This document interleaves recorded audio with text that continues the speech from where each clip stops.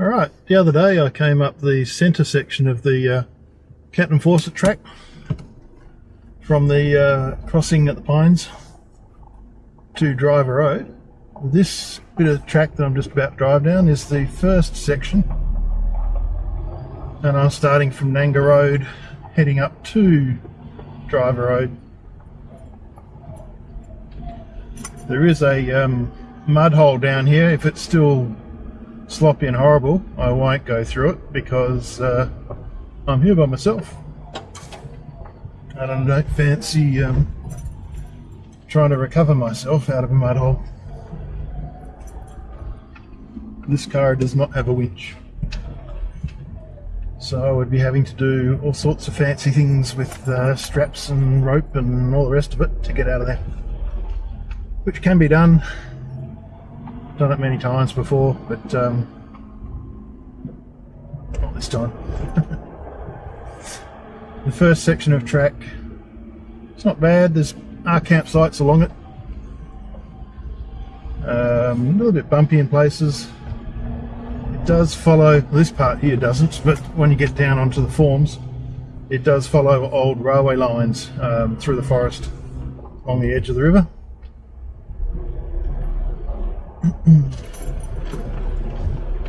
And is a good beginner's drive. So if you've got someone who wants to learn to four-wheel drive, take them down this track. As you can see, there's no water in the holes here. Further on there may be some water in those swampy bits, muddy bits.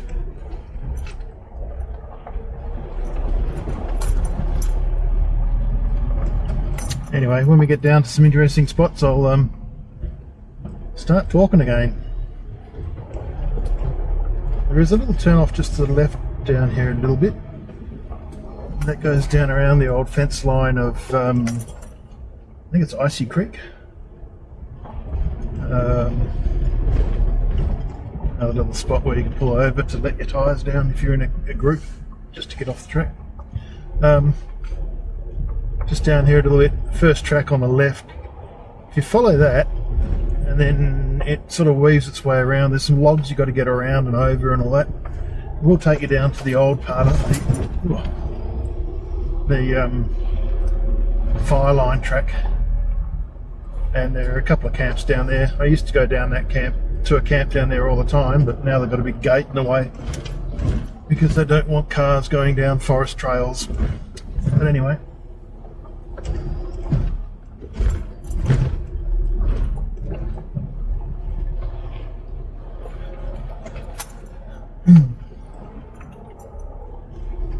This actually was burnt out in the big fire.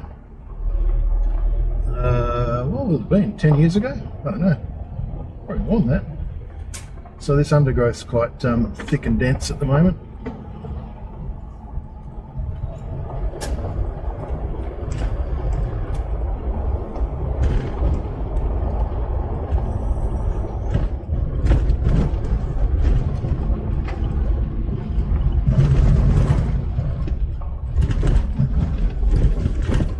Sounds like my spare tyre's loose. I wanted to check that.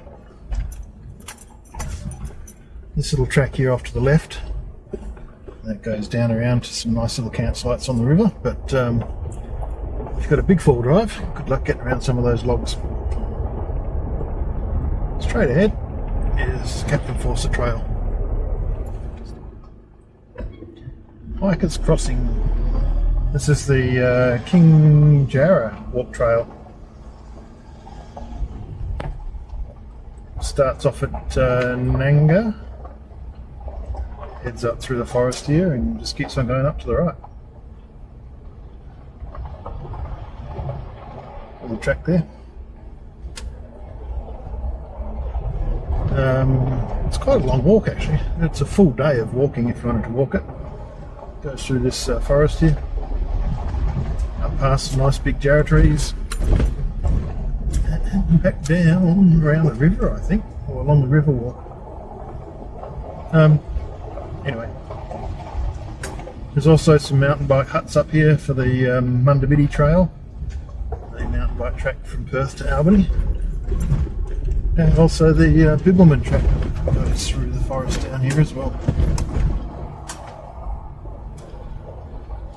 A couple of things, I do have a radio running and it's on scan, so if someone else is around and they start talking, it should pick them up, and I'll make a note of the channel so that if I really do get stuck, I can try and call them up on that channel.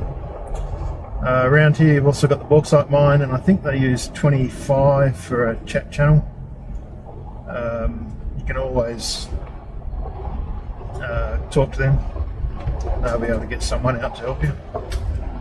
And also, I usually drive along these tracks without the radio on and windows down so that I can hear what the car's doing. It makes funny noises, something is not right, I can hear it, and then I can stop and sort it out. Especially like sticks and things sometimes get stuck up between the chassis rails and that underneath the car. You can hear it being dragged along. If you had your windows up, stereo blaring, you wouldn't hear any of that, and you could end up doing a lot of damage.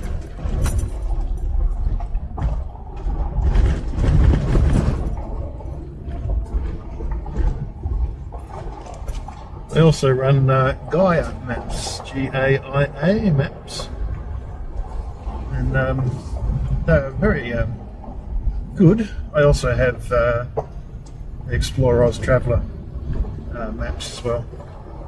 Both of those I navigate with. But when I'm up in places like the high country and that, I do have paper maps as well. So you can open a paper map up and look at the whole area instead of looking at one little bit of an area on top of a small screen. I hope I didn't run that bird over.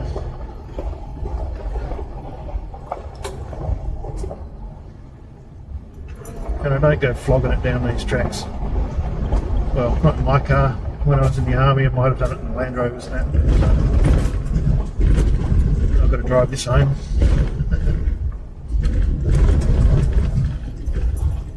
There should be a little campsite just coming up around here.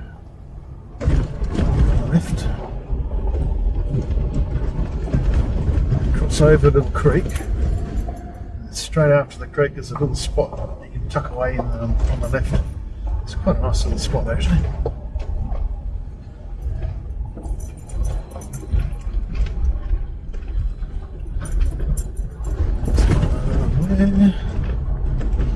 And this will be a good indication of whether that mud hole's got water in it. If this has got water in here. Bone dry. No water in that creek. So I'd say that mud hole might be dry enough to get across. Little camp spot just there on the left. Tucked away there. You used to be able to turn right just up here, but you can't anymore. Closed off for mining, but there is a hut up there to the right, and you can see the markers that we're following. You might not be able to see it from that angle. You've got the Bibbulmun track there, you've got the King Jarrah Walk Trail marker, and the yellow and black one is the Capt Fawcett Trail. Sorry, that's a Mundabiddi Trail marker, that one. But up there to the right, there is a mountain bike hut.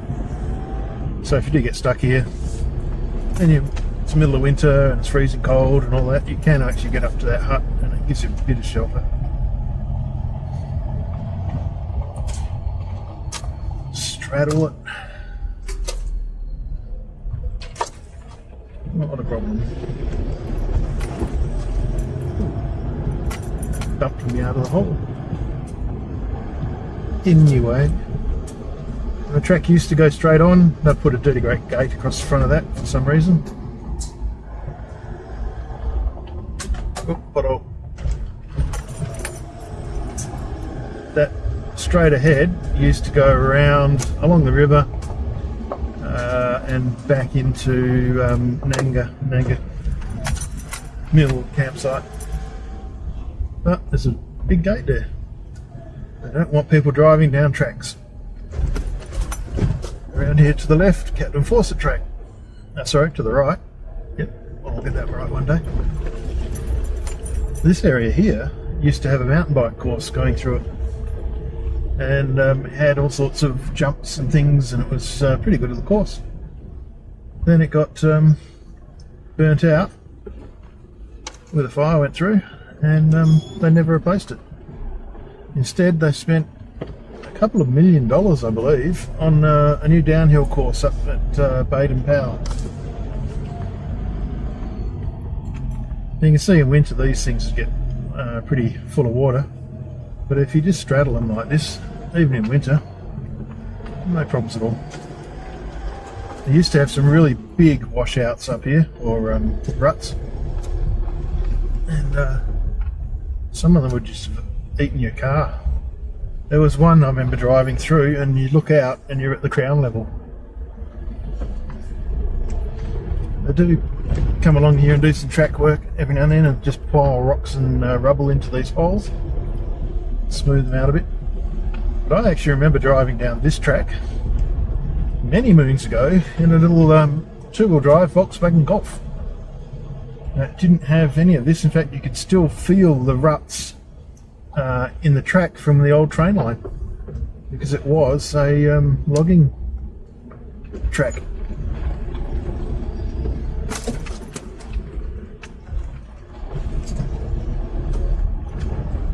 Well, most of it was.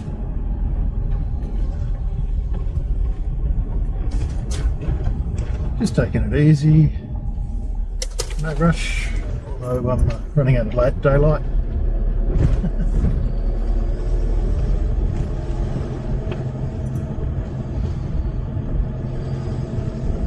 Yes, I'll probably end up going home in the dark, but it doesn't matter. Got spotlights. So little holes like this in winter time, maybe get a bit of water in them.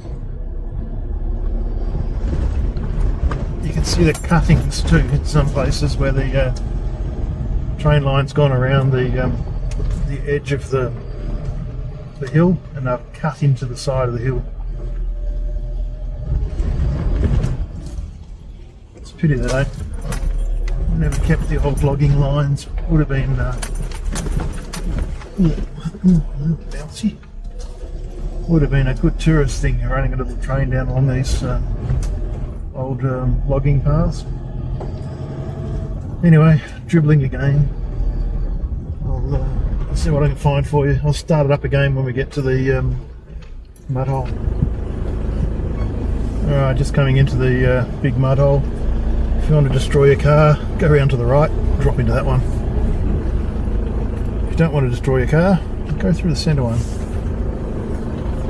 Last time I was down here, there's still water in this. Actually, I'll be able to get through that one on the right, but I'm not going to. Oh, come on. Easy. Hit the tow bar. I should really take that out. Don't need it. There you go. There is a photograph somewhere, 360 photographs floating around somewhere of that. But yeah, in winter time, that is full of water, and if you drop into it, especially in this car, engine and car would basically be underwater. Don't have a snorkel, so you're going to have problems. Another little spot just here in the cutting. It does get water in it, but it's got a solid base on it, and as you can see, it sort of flows out to the left. But that'd be a little water probably up to the top of the tyres there.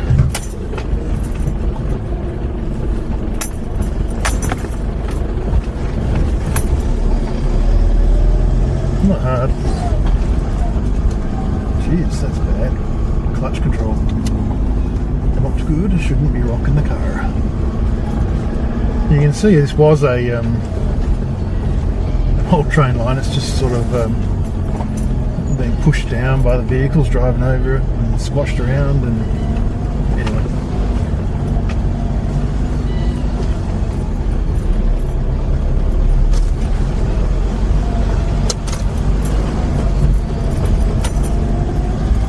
And I'm still in two-wheel drive, so I'm not spinning the wheels, not doing any track damage at all. I'm just plodding along. But I mean, in winter, or if that had water in it, I would have put it in four-wheel drive just to have the extra traction to go through it. Don't need it. Something called vehicle sympathy. Take it nice and easy, less damage on the car, and then you don't have to walk home.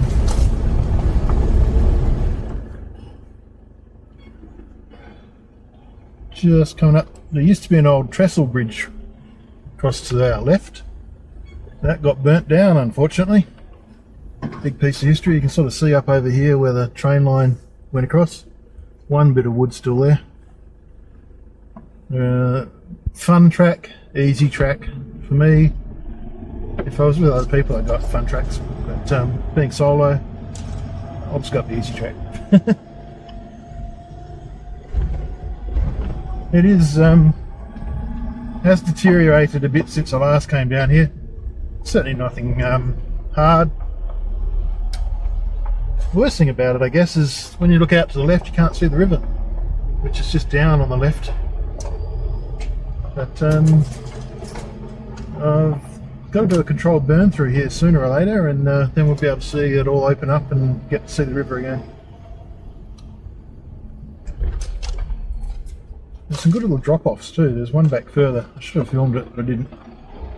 Where you just sort of can't see what's in front of you and you just drop over the edge into the thing. It's not very big, not a deep drop-off or anything like that, but it was good fun. Oh. What did that hit?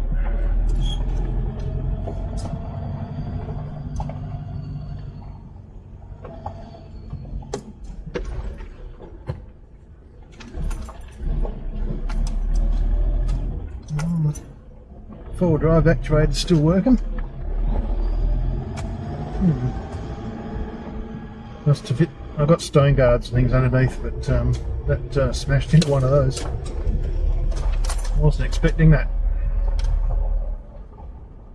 I think this is another little drop off here. I'm not sure.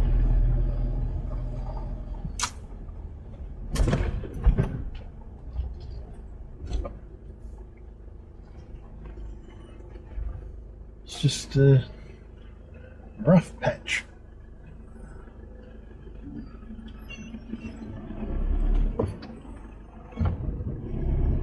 Drag the arse on the ground because of that tow ball. This track is closed in winter because they don't want the big four-wheel drive tyres and that just chewing it all up and destroying the track, which is understandable. Okay, you could turn right there and get out of the track. I don't think there's a gate up there anymore, but we'll turn left and continue on.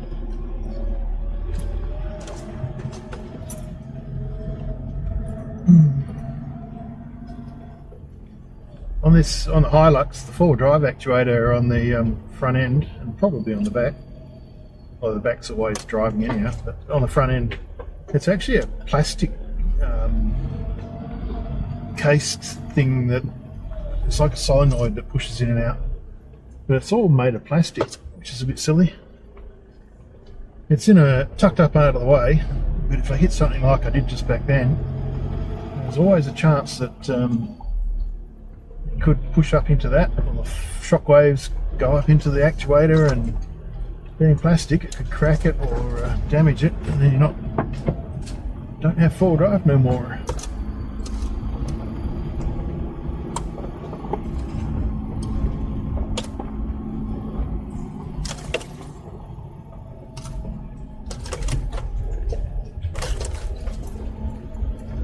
One of the campsites just here. Used to be the way in just there, and then you got this. Let's try. Oh yeah, lots of tyre marks going in there, but I won't go in there. I'm pretty sure someone's in there. Find another one. There's actually a really good one up here where it's got a steep descent into it, but down the bottom it's even got a someone's come up with a bit of cement and some bricks and that, and made their own little barbecue and nice big open area. That's a good one to get in and out of. If the river's up, yeah, you probably wouldn't want to go down the bottom because it'd be underwater.